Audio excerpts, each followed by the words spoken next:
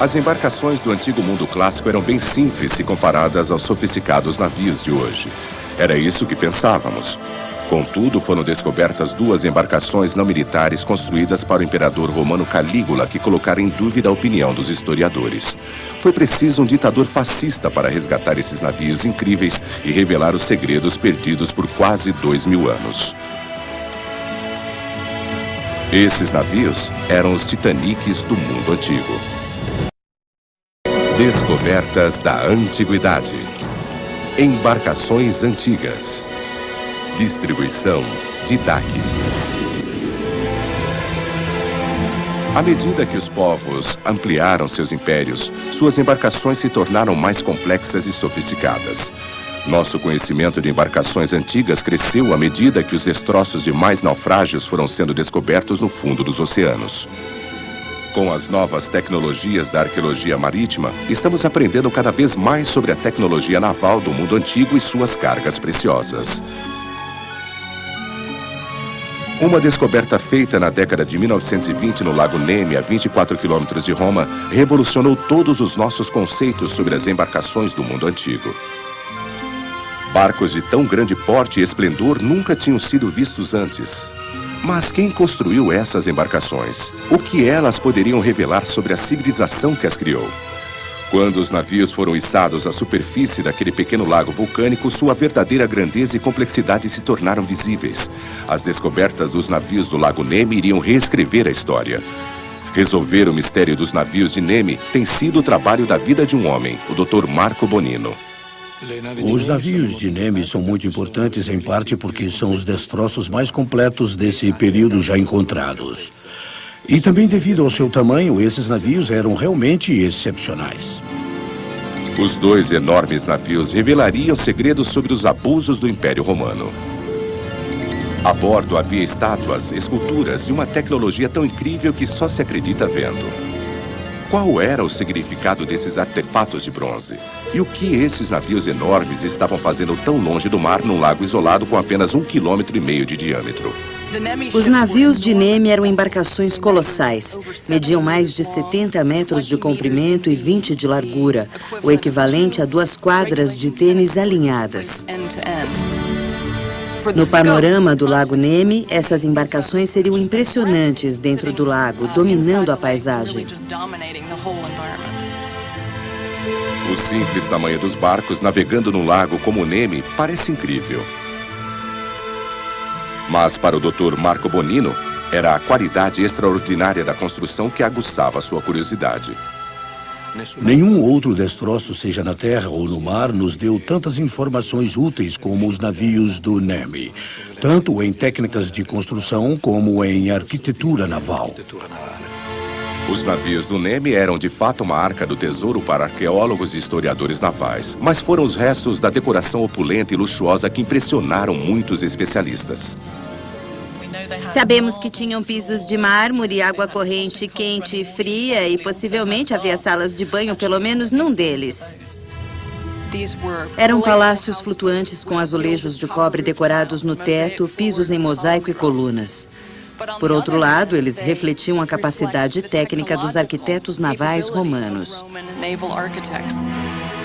Mesmo o projeto da âncora era revolucionário. Até sua descoberta, acreditava-se que ela havia sido inventada no século XVIII. Os mecanismos usados nestas casas-barco eram extremamente avançados e não foram encontrados em nenhum outro lugar. Os dispositivos mecânicos a bordo desses navios trouxeram novidades sobre a tecnologia antiga. Porém, havia uma revelação mais incrível ainda. Quando os arqueólogos removeram canos de chumbo da areia em torno dos destroços, encontraram algumas inscrições surpreendentes. Depois de removerem a lama, o nome de um despótico jovem imperador romano apareceu: Gaius César Augustus Germanicus, mais conhecido como Calígula. Calígula tornou-se imperador em 37 d.C. com apenas 25 anos de idade. Ficou rapidamente obcecado com o poder e a riqueza em suas mãos. Conquistou a reputação de tirano cruel e sádico que dilapidou a grande fortuna de Roma na busca do prazer. Ele infundiu um certo entusiasmo no povo romano quando assumiu o poder. Mas logo essa visão tornou-se negativa. Fontes indicam que ele enlouqueceu e enfatizam a indulgência do seu reinado.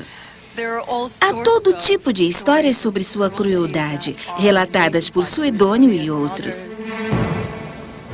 Escritores romanos registraram como Calígula era incapaz de controlar sua maldade e brutalidade naturais. Ele adorava assistir a torturas, execuções e, disfarçado com peruca e manto à noite, se entregava aos prazeres da gula e do adultério. Calígula provavelmente gostava muito de sangue. Sabemos que ele arrancou o bebê do ventre de sua irmã, que ele engravidara.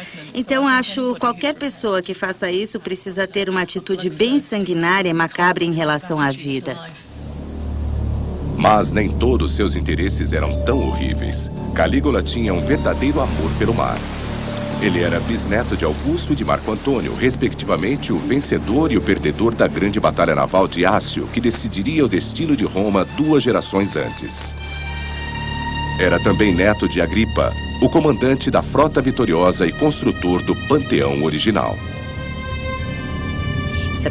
Sabemos que Calígula adorava barcos. Fontes antigas, como Suetônio, mencionam alguns barcos específicos que ele mandara construir, chamados libúrnios. Era um tipo único de barcos para alto mar. Na coluna de Trajano, em Roma, podemos ver ilustrações antigas desses barcos. Eram galés rápidas, ágeis, a embarcação predileta dos piratas que haviam saqueado navios mercantes romanos no leste do Mediterrâneo.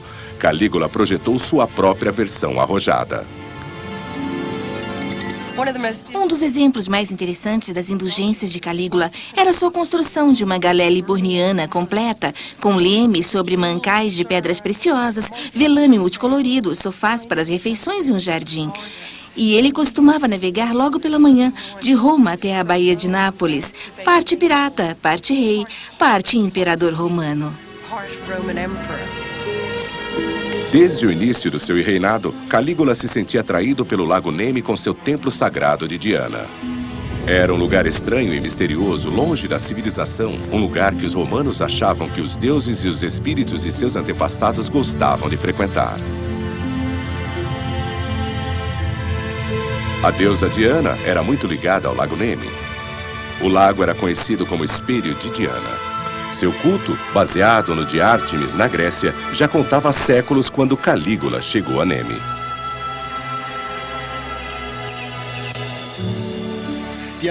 Como Ártemis, Diana era essencialmente uma deusa das matas e florestas.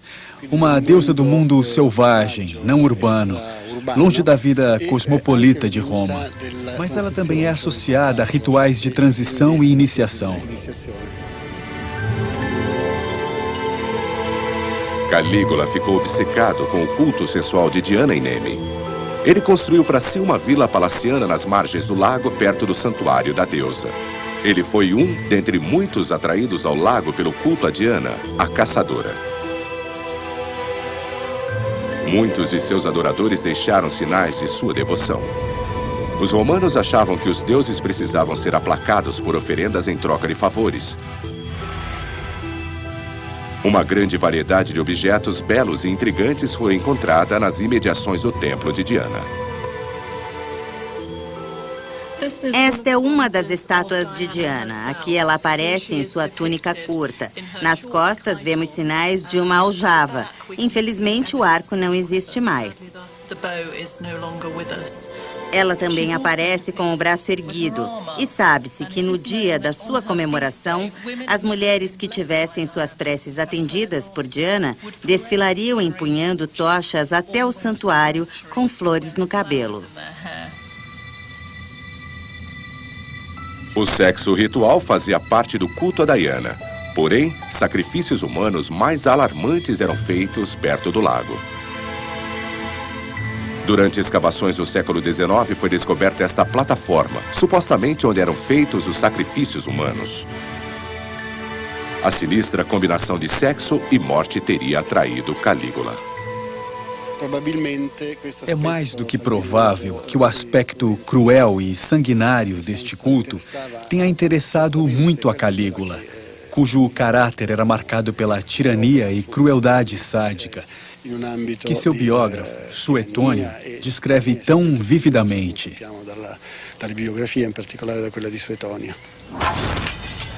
Calígula apreciava os aspectos mais extremados do culto e reestabeleceu a chocante cerimônia do Rex Nemorensis para sua diversão. O Rex Nemorensis era o rei da floresta. Anualmente, o rei escolhido, que era um escravo libertado ou fugido, seria desafiado por um recém-chegado, outro escravo libertado ou fugido. O escravo lutaria com o rei escolhido até a morte.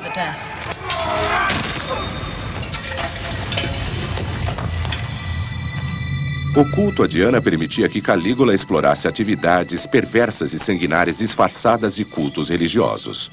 O Lago Nemi era o lugar ideal para ele se permitir isso. Calígula queria dar à sua presença no Lago Nemi importância máxima. Um palácio não seria o bastante para ele. Sua extravagância o levou a mandar construir 2 enormes embarcações de luxo para o homem mais poderoso do mundo. Suas instruções foram que o primeiro barco deveria ser um templo flutuante, dedicado à adoração de Diana. O segundo seria um iate de luxo, para Calígula e sua comitiva relaxarem. Ele ordenou que os barcos fossem únicos e se orgulhava por estarem no lago. Além do calor do verão em Roma ser insuportável, no lago, Calígula buscava refúgio dos seus problemas na cidade. Apenas um ano depois de iniciado seu tirânico e bizarro reinado, muitos romanos já estavam revoltados com a gastança desenfreada e o comportamento excêntrico do imperador. Aos olhos do povo, ele estava se tornando um líder instável. Forças estavam se armando contra ele em Roma e havia boatos de conspirações para depô-lo. Calígula escaparia da cidade para o seu santuário no Lago Nemi, onde novamente era cercado de paz e tranquilidade, com o calor e a política de Roma longe de seus ouvidos e da sua mente. Novamente, Calígula poderia se concentrar no projeto de seus magníficos navios. Eles celebrariam sua majestade e o elevariam acima de todos os outros. O que ele realmente estava tentando fazer era recriar as balsas de prazer helenistas dos reis Ptolomeus.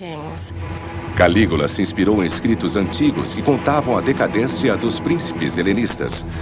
Com a morte de Alexandre o Grande em 323 a.C., os despojos do império foram distribuídos entre os príncipes que usaram essa grande riqueza para levar uma vida de extraordinária indulgência para consigo mesmos e para construir embarcações incríveis, nas quais desfrutavam de passeios de luxo.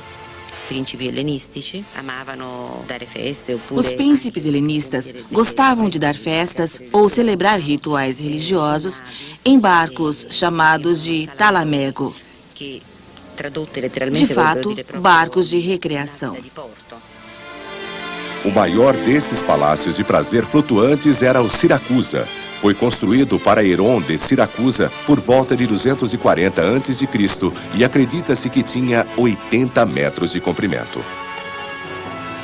Acredita-se que o Siracusa tenha sido o maior navio de transporte construído na antiguidade. No convés superior, 400 soldados ficavam aquartelados. No convés seguinte, havia 142 camarotes de primeira classe, com muitas das mordomias de um navio de cruzeiro moderno.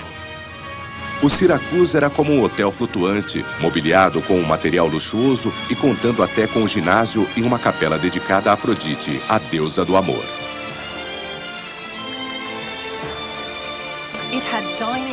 Tinha restaurantes, oratórios, passeios, uma biblioteca, tudo o que era importante nos palácios helenistas. Era um tipo de palácio flutuante. Ateneu nos conta que ele terminou em Alexandria porque era tão grande que não poderia atracar em nenhum outro porto do Mediterrâneo. Então Herón o deu ao rei Ptolomeu de Alexandria. Calígula estava ansioso não só para imitar, mas também para superar os príncipes helenistas de Siracusa e do Egito. Porém, num lago pequeno como Nemi, como construir uma embarcação tão grande? Foi montado um estaleiro provisório nas vizinhanças, talvez até no local do museu agora dedicado aos navios colossais. O estaleiro teria sido construído à beira d'água. Provavelmente onde estamos agora é o lugar mais óbvio. Calígula convocou projetistas do Centro Naval Romano em Miceno para trabalharem nos seus navios. Suas exigências eram um desafio, já que os barcos precisavam ter calado suficientemente reduzido para não encalharem no lago, mas ao mesmo tempo largura suficiente para não ficarem instáveis com o peso da superestrutura. Era uma tarefa difícil criar navios com especificações tão incomuns. O palácio flutuante parecia conter um grande prédio e vários outros menores com antecâmaras e corredores. Não tinha meios de propulsão e precisava ser rebocado. Os projetistas resolveram o problema da largura e da quilha reduzida construindo a embarcação com nada menos do que 5 quilhas. O segundo navio, que continha um templo talvez dedicado a Diana, foi mais fácil de reconstruir. O templo ficava na popa da embarcação. Havia uma pequena construção quadrada na proa e fileiras de colunas ligando as duas. O navio do templo era equipado com barcos e instalações para, no mínimo, 100 remadores. A mão de obra em ambas as embarcações era da melhor qualidade. As técnicas de construção eram extremamente avançadas e isso tudo sugere um projeto muito bem planejado e organizado. Foi em projetos extravagantes como esses 2 navios que Calígula esbanjou toda a fortuna tão cuidadosamente amealhada por seu frugal antecessor Tibério. Mas o que realmente acontecia a bordo desses navios? Fica evidente pela opulência dos restos encontrados que as atividades hedonistas eram prioridade para o imperador romano e seus amigos. O mármore, o mosaico, a decoração rebuscada. Isto era um parque de diversões para Calígula e seus companheiros. Acho que muitos sonhos se tornaram realidade nesses navios. Ele vivia sua vida de fantasia neste lugar místico, surrealista, nesses maravilhosos palácios flutuantes, que, reconheçamos, só ele possuía. Ninguém mais teria a petulância de gastar tanto dinheiro dos contribuintes romanos levando essa vida. Dentre os artefatos mais extraordinários encontrados nos navios estava uma série de cabeças de animais de bronze usadas para atracar os pequenos botes em que Calígula e seus amigos iam e vinham. As características mais conhecidas desses navios eram as cabeças de animais de bronze. Elas decoravam as pontas dos mastros e tinham a função de afugentar o mal. Quando as peças de bronze foram inicialmente reveladas dos escombros, houve muita excitação e uma onda de choque sacudiu o mundo arqueológico. A qualidade da fundição de bronze indicava uma descoberta magnífica no fundo do lago. Mas que outros tesouros e ideias haveria lá? Giuseppina Ghini, diretora do Museu Nemi, tem no seu porão uma caverna de Aladim que demonstra o virtuosíssimo técnico dos estaleiros romanos. Este é o nosso depósito, que atualmente estamos organizando. Ele contém material dos navios e dos lugares relacionados nas margens, como o Santuário de Diana. O material dos navios inclui esses tubos de argila que apoiavam o piso e permitiam que ele fosse aquecido. Surpreendentemente, a descoberta desses tubos de terracota mostrou que essas embarcações gigantes tinham há mais de 2.000 anos um elaborado sistema de calefação que permitiria ao imperador caminhar sobre um piso decorado aquecido. Os cilindros de argila ficavam numa camada de azulejos colocada no convés. Em torno do cilindro circulava ar quente aquecido por uma fornalha abaixo dos decks. Havia paredes entre as fileiras de cilindros, as quais sustentavam um piso coberto com um mosaico luxuosamente decorado. Os mosaicos a bordo, embora não tão grandiosos como esse exemplo de Arles na França, teriam desenhos coloridos e intrincados. Durante as escavações foram encontrados pequenos fragmentos dos belos pisos dos navios.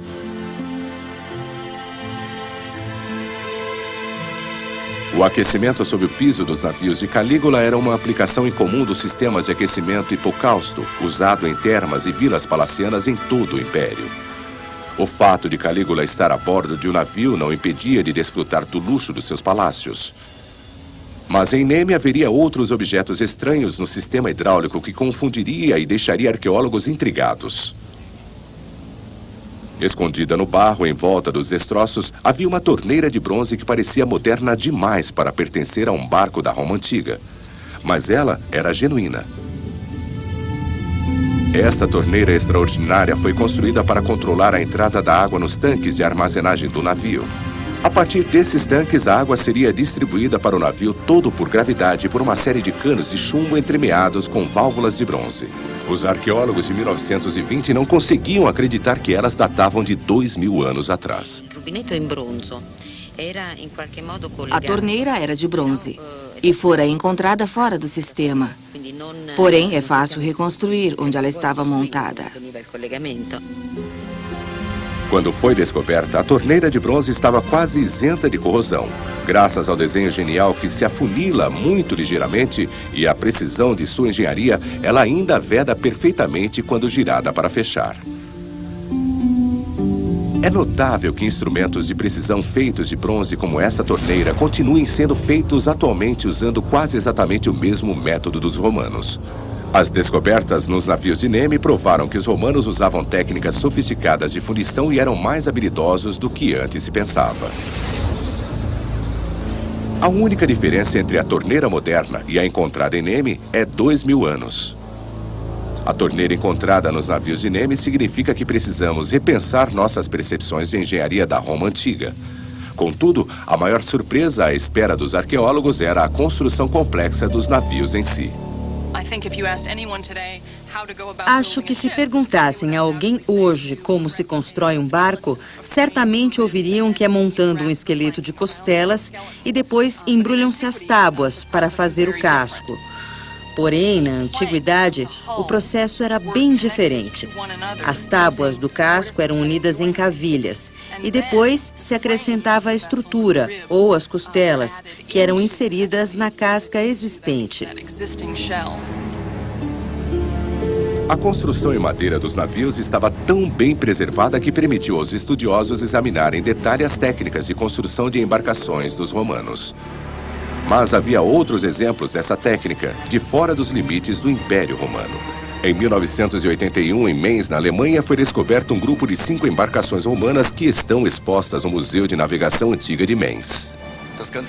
O navio inteiro foi construído com encaixes macho e fêmea.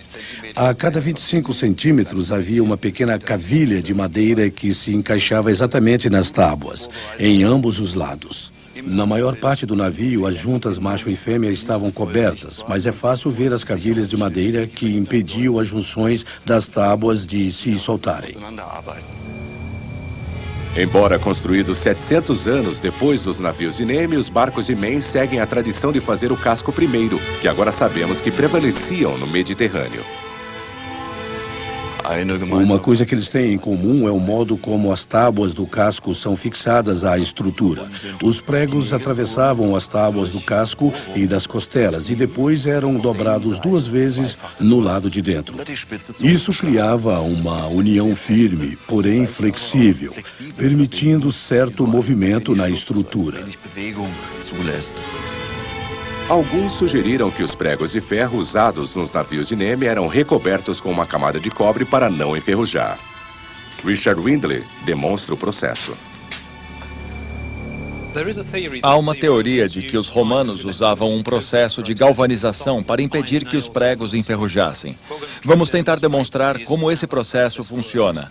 A solução que temos aqui é uma mistura de nitrato de cobre com um agente ácido. E vamos colocar o prego na solução de cobre e o processo de folheamento deve acontecer.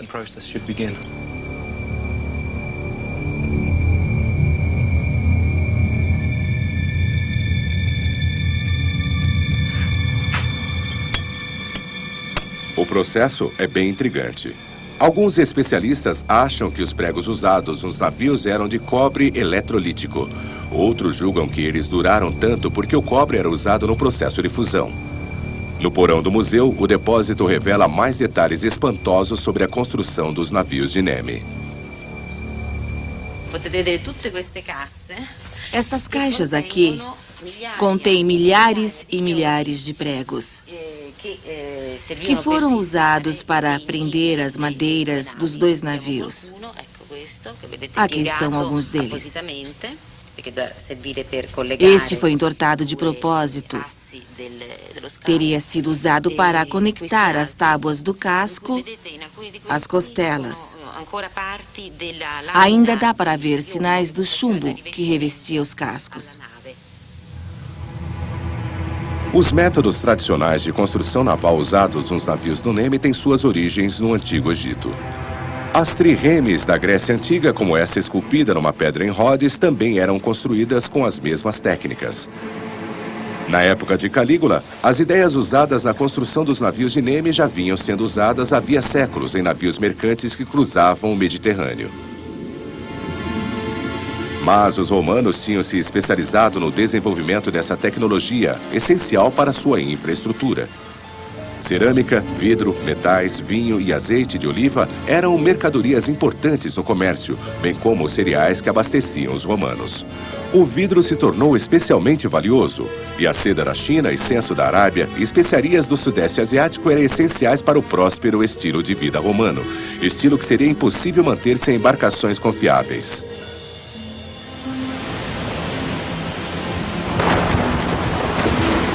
O grande número de naufrágios romanos em toda a costa do Mediterrâneo é um testemunho da escala do comércio marítimo, bem como dos seus riscos. Graças a esses naufrágios é que conhecemos a extensão do comércio romano.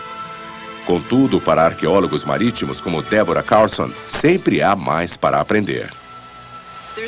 Há um momento de descoberta quando se trabalha no fundo do mar, deslocando areia com jato de ar e se trabalha com um objeto sem saber o que é. Mas sempre há um momento em que você finalmente entende o que é aquilo, e é um momento muito excitante. Para arqueólogos como Deborah Carlson, a área próxima à costa da Turquia tem uma grande quantidade de naufrágios antigos para explorar.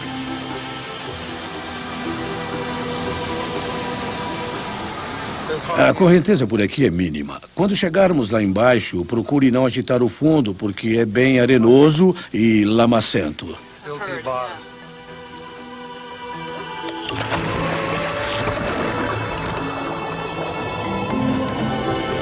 Esses destroços muitas vezes contêm grandes carregamentos de ânforas em muito bom estado. A ânfora, um jarro de argila com duas alças, era um recipiente comum em que os mercadores no Mediterrâneo levavam mercadorias como óleo ou vinho.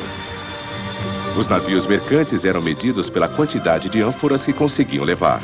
O tamanho e a resistência das embarcações era crítico, então o comércio romano era eficiente. Contudo, no mar agitado, muitas cargas não chegavam ao destino. E em muitos casos, foi só graças à carga pesada que qualquer textura do navio que a continha conseguia resistir. No Mediterrâneo, os navios que se conservaram eram, na maioria, mercantes. Isso foi devido ao fato de transportarem alguma carga, de ânforas ou pedras, que os levou logo ao fundo, enterrando-os na areia que os preservou.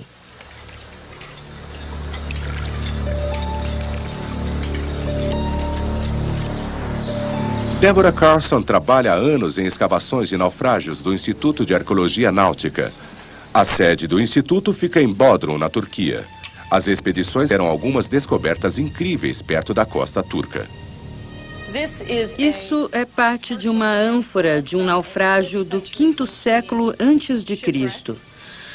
Na verdade, temos um exemplar mais intacto aqui, que lhe dá uma ideia do aspecto dessas ânforas de transporte. Ela comporta cerca de 25 litros de líquido. Suspeitamos que a ânfora contivesse vinho, porque vemos restos do revestimento de piche no seu interior e dá para ver um pouco aqui, perto do bocal. Num dos projetos arqueológicos mais produtivos do Instituto, um naufrágio romano mais recente em Yassiada, na Turquia, foram encontradas ânforas contendo água potável, vinho, óleo, molho de peixe, cereais, azeitonas e frutas. Também havia restos de roupas, calçados e dados de jogo, pertencentes à tripulação. A madeira dos destroços está sendo preservada no porão do Instituto. Estas bandejas contêm algumas madeiras do navio. Neste exemplo, vemos uma das costelas do navio, ou quadros, que foram conservados em polietileno glicol. Então é assim que a madeira do navio fica depois de estabilizada e conservada. Quando os navios do NEMI foram içados à superfície na década de 1920, os arqueólogos descobriram que a madeira estava extraordinariamente bem preservada pela areia do lago e pelo material caído das pesadas estruturas que mantinha tudo no fundo. Contudo, muitos anos antes da descoberta dos navios, o pessoal da região havia percebido que algum segredo misterioso repousava no fundo do lago. A descoberta dos navios do NEMI é realmente uma história em si que mostra de várias formas o desenvolvimento da tecnologia da arqueologia marítima. Mesmo em tempos medievais, circulavam boatos nas comunidades em torno do lago sobre o naufrágio de 2 barcos enormes que às vezes podiam ser vistos no fundo. Não demorou muito até arqueólogos e caçadores de tesouros serem atraídos ao lago e pedaços da superestrutura dos navios, ânforas e pedaços de madeira serem içados à superfície. Durante séculos, o povo que habitava os Montes Albanos, nesta região, soube desses navios lendários no fundo do lago e foram feitas várias tentativas para resgatá-los e entrar neles. Já no século XV, o famoso arquiteto e cientista Leon Battista Alberti mandou construir uma plataforma flutuante e tentou içar pedaços dos navios usando ganchos. Esses são alguns dos ganchos usados durante o Renascimento, quando fizeram as primeiras tentativas de resgatar os navios. Tudo o que conseguiram foi arrancar pedaços de tecidos e decorações que acharam que valia a pena trazer para fora. No processo, destruíram boa parte da infraestrutura dos navios. Um século depois, outra tentativa foi feita por Francesco De Marchi. Esta foi a primeira vez que alguém tentou mergulhar com algum tipo de equipamento para isso. Disse que ele tinha um capacete de madeira com uma janela tipo escotilha, feita de vidro. Foi projetada por Leonardo da Vinci, mas sofreu algumas modificações. Passaram-se os séculos até 1827, quando os arqueólogos decidiram pendurar uma campânula metálica de uma plataforma flutuante no lago. Tiveram sucesso parcial, conseguindo resgatar pedaços de esculturas e do mosaico do piso. Então, em 1885, Lord Saville, o embaixador britânico em Roma, descobriu 1.500 peças incríveis perto do templo de Diana, à margem do lago. Esta enorme coleção de artefatos foi posteriormente doada ao Museu de Nottingham, na Inglaterra. Ele se interessou por arqueologia enquanto esteve em Roma e fez várias escavações até obter uma licença para escavar em NEMI como arqueologista-chefe. Deve ter sido maravilhoso quando todos esses objetos de adoração e estátuas começaram a aparecer. Perceber exatamente o quanto uma descoberta sua é importante deve ser uma sensação incrível. 10 anos depois, esta cabeça de medusa de bronze foi resgatada dos navios e as pesquisas sobre a viabilidade de recuperar as embarcações tornou-se mais intensa. A Marinha Italiana recrutou um mergulhador especialista para determinar a sua posição exata. Ele constatou que um barco estava a 180 metros do outro, a uns 20 metros de profundidade. Mas ninguém conseguia imaginar um modo seguro de içá-los, até que surgiu um certo ditador fascista. Mussolini parece ter aproveitado todas as oportunidades para associar seu regime fascista à glória da Roma imperial. Para isso, ele patrocinou escavações não somente em Roma, mas também em Ostia. Mussolini estava determinado a associar a glória da Roma antiga ao seu próprio regime fascista contemporâneo. Muitas de suas políticas e decretos foram influenciados pela civilização romana. Ele pretendia tornar-se o imperador romano moderno e reconstruir o Império Romano com a glória de outros tempos. As escavações arqueológicas em Ostia e por toda Roma faziam parte do seu esquema de grandeza. Mussolini era obcecado pela arqueologia romana. Ele esperava poder associar o seu Estado fascista italiano à glória do Império Romano.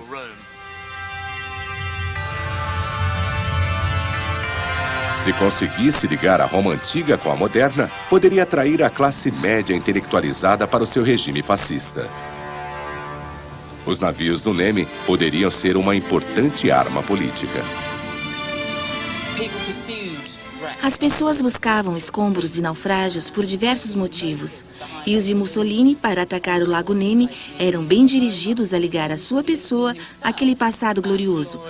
E, efetivamente, torná-lo mais grandioso, maior e mais importante pela importância dos navios do Nemi em si.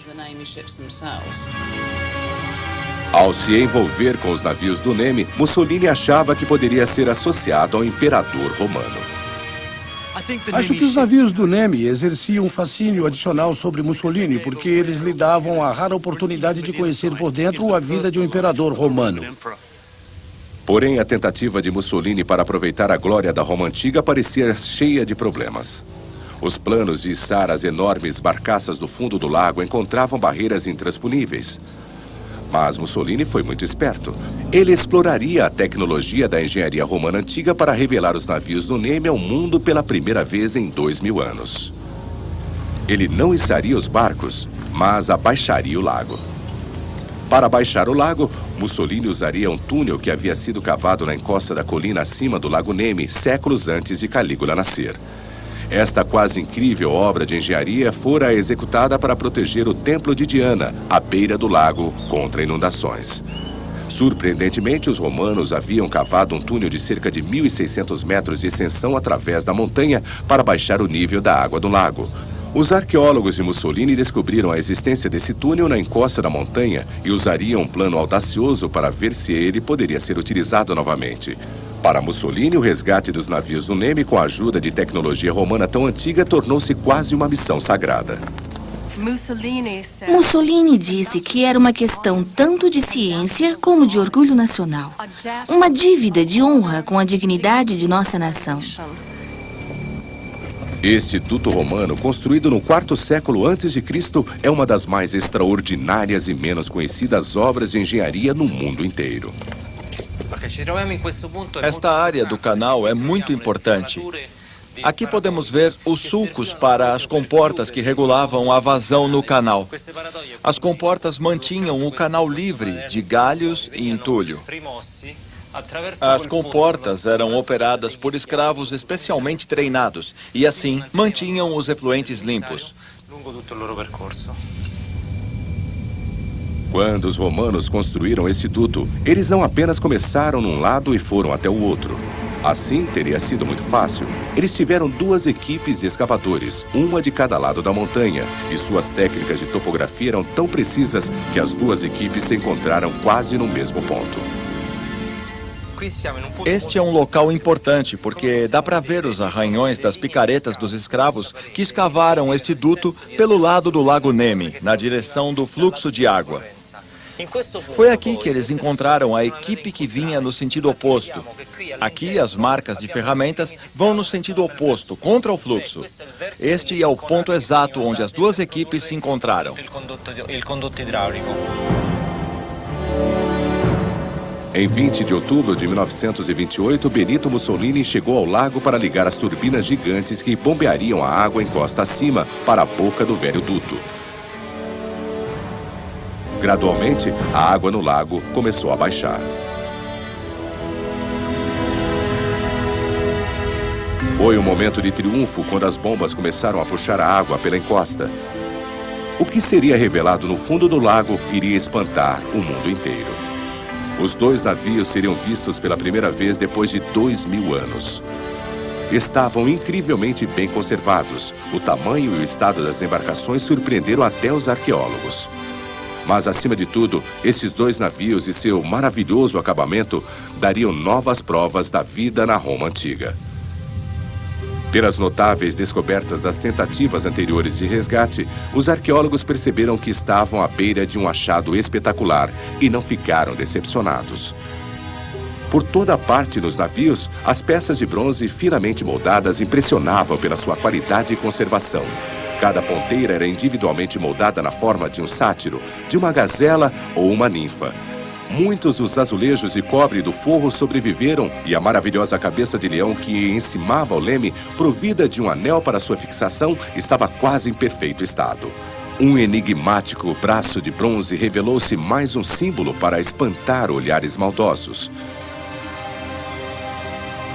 Em pouco tempo, os arqueólogos estavam traçando plantas dos navios com detalhes de onde tudo fora encontrado. Antes da descoberta dos navios de Nemi, não tínhamos uma ideia muito precisa de como as embarcações antigas eram construídas. E quando eles foram içados, isso ofereceu a arqueólogos e arquitetos navais uma oportunidade de realmente estudar e apreciar exatamente o que se usava na construção de uma embarcação com macho e fêmea e cavilhas. Os conhecimentos aceitos da construção de navios antigos precisaram ser reexaminados. A escavação revelou que âncoras de pedra como esta já eram coisa do passado quando os navios de Calígula foram construídos.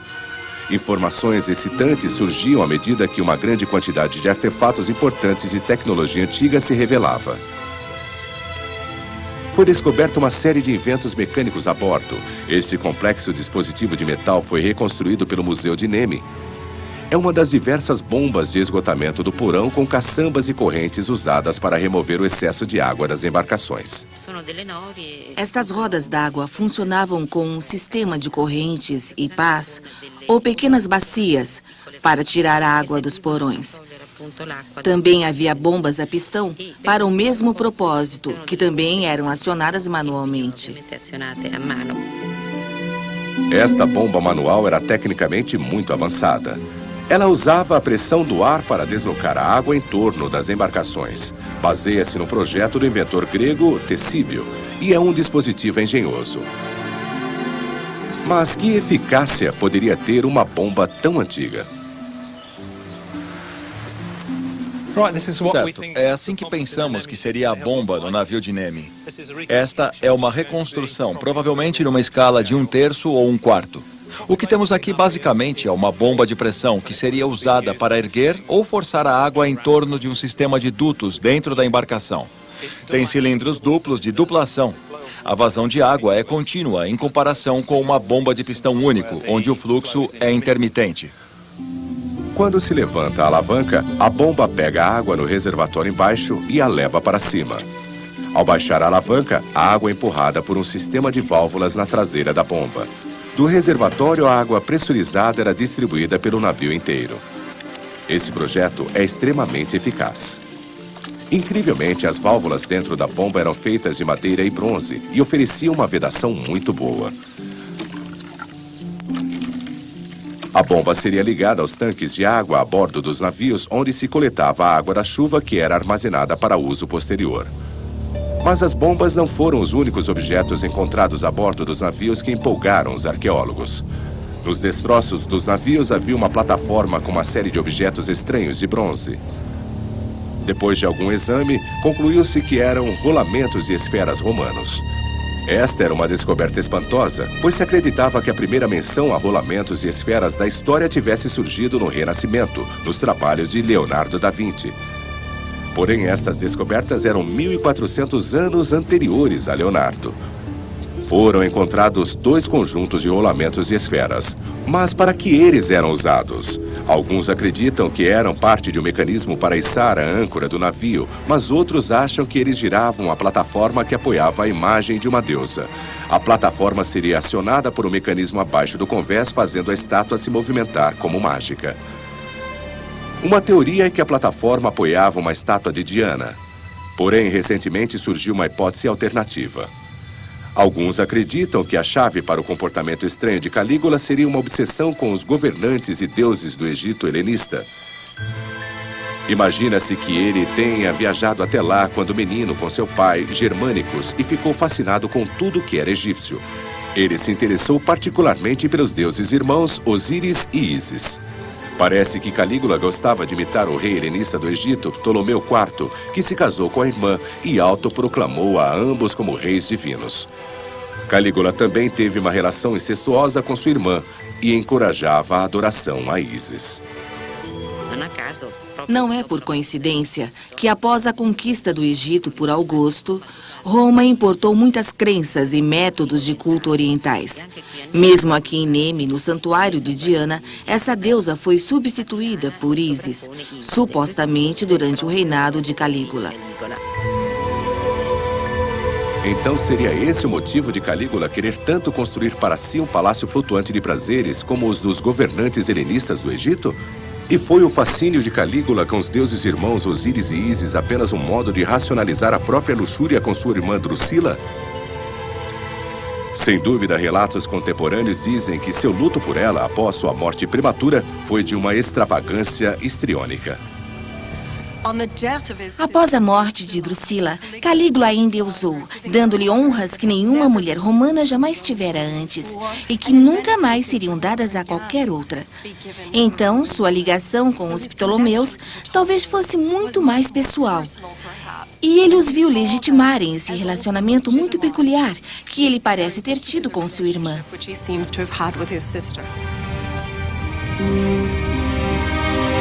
Calígula foi assassinado no 4º ano do seu reinado com apenas 29 anos de idade. Os romanos estavam tão irritados com sua ganância, crueldade e arrogância que seus fabulosos navios foram afundados e deixados para apodrecer no fundo do lago, até serem resgatados por ordem de Mussolini. Mas a história não termina aqui. Um museu foi especialmente construído para os navios no local onde eles haviam sido construídos, à beira do lago. Os navios foram cuidadosamente manobrados para dentro dele e lá ficaram até perto do final da Segunda Guerra Mundial, quando o exército alemão em retirada lhes ateou fogo. Os navios do Nemi foram quase totalmente destruídos. Foi um desastre. Foi uma grande tragédia os navios do Nemi terem sido destruídos. Foi como se o Coliseu tivesse sido demolido ou alguma coisa tão grave assim. Nunca antes navios de tamanha qualidade, luxo, primor técnico e estado de conservação do mundo antigo haviam sido encontrados.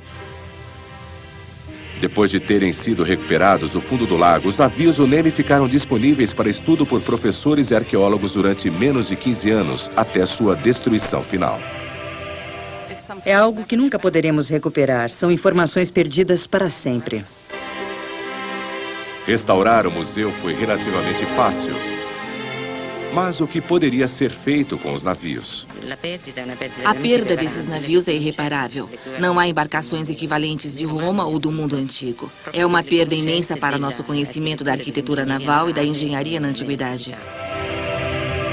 O museu, embora carinhosamente restaurado, parece estranhamente vazio. Embora alguns artefatos de madeira, como a âncora romana, tenham milagrosamente sobrevivido, os dois modelos em pequena escala dos navios são minúsculos diante da lembrança dos originais. Aqui se podem ver alguns pedaços de madeira que foram salvos do incêndio. Nós os restauramos recentemente. Há um pedaço maior à mostra, no andar de cima. Todos ainda têm sinais e até o cheiro de queimado. O desastre parece catastrófico. Apesar disso, a doutora Giuseppina Ghini e seus colegas do museu estão decididos a resgatar alguma coisa das chamas. Seus planos ambiciosos envolvem nada menos do que reconstruir um dos extraordinários navios de Calígula a partir do zero. Primeiro fizemos desenhos preparatórios para a reconstrução. Depois que terminei, entrei nos detalhes do projeto. Quando isso ficou pronto, dei aos construtores navais e eles fizeram aquela quilha que você viu lá fora. Reconstruindo os navios do Nemi, os arqueólogos esperam novamente fazer uma ponte entre os séculos e compreender os navegadores e construtores de embarcações da antiguidade. Os navios de Calígula fizeram-nos repensar os conceitos que tínhamos da tecnologia dos romanos. Anteriormente, pensávamos nos grandes barcos de prazer como mitos, mas os navios do Nemi nos fizeram reconsiderar. O que realmente espantou o mundo foi o tamanho dessas embarcações e sua tecnologia avançada. Um dia, se os planos se concretizarem, haverá uma réplica do navio do Templo de Calígula singrando o lago e novamente se mostrará ao mundo que esses navios eram os Titanics do mundo antigo.